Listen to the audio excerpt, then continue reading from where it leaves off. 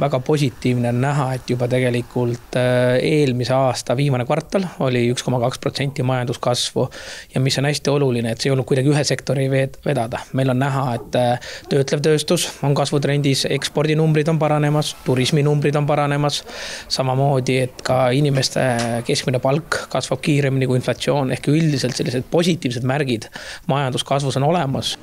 Ministri sõnul peab nüüd inimeste tarbimiskindlust tõusma, et nad julgeksid teha suuremaid ostuotsuseid. Küsitav on muidugi see, kas inimestel uute maksude ja maksutõusude valguses raha tarbimiseks üle jääb, eriti kui toiduainete hinnad jätkavad tõusu. Mis meile muret teeb, on see, et uus inflatsiooni tõus, käibemaksu tõus, mis kõiki jällegi teenuste ja kaupade hindu tõstab, et loomulikult meie jaoks on see väga suur probleem juba, sellepärast et toiduainete hinnad on Eesti inimeste jaoks tõusnud väga kiires tempos ja väga palju. Ja mul ei ole täna selles võtmes head tunnetust ja head uudist, et ma ei näe, et see inflatsioon ka toiduainete hindu kuidagi madalamaks tooks, otse vastupidi.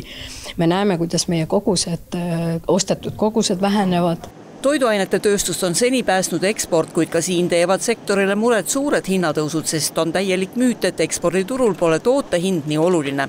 Lisaks möllab kõige taustal Trump kehtestatud tollitariifidega, mis on oht aeglaselt taastuvale maailma majandusele.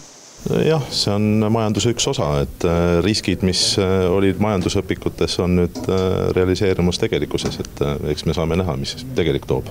No aga mis te arvate, kui palju see meie majandust ja ka näiteks masinatööstust võiks mõjutada? Ta mõjutab meid läbi partnerite. Eesti masinatööstus tervikuna ei ekspordi väga palju Ühendriikidesse, et selline otse kokkupõrge tollidega jääb meile selliste partnerite õlule.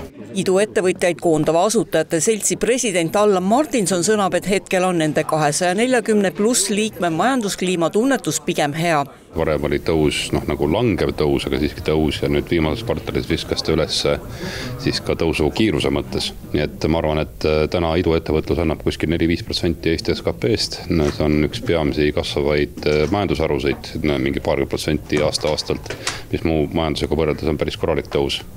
Ja kogu see üldine optimism, nii palju kui me kuuleme ettevõtete asutajatelt, on tugevas tõusus praegu.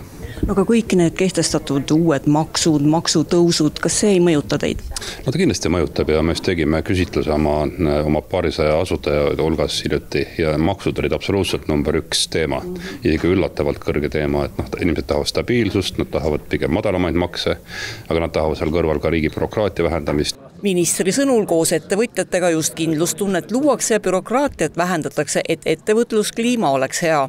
Me oleme koostöös ettevõtjatega teinud majanduskasvu kava. Seal on selleks aastaks on 45 konkreetset punkti, mida me teeme, on see seaduse muudatus, määruse, meetme muudatus, kuidas muuta Eesti ettevõtluskeskkonda konkurentsivõimelisemaks. Täna me ettevõtjatega vaatame siis esimesele kvartalile tagasi, aga veelgi olulisem, me palume juba ka järgmiseks aastaks esimesi sisendeid, et see tegevuskava jätkub ka 2026. aastal.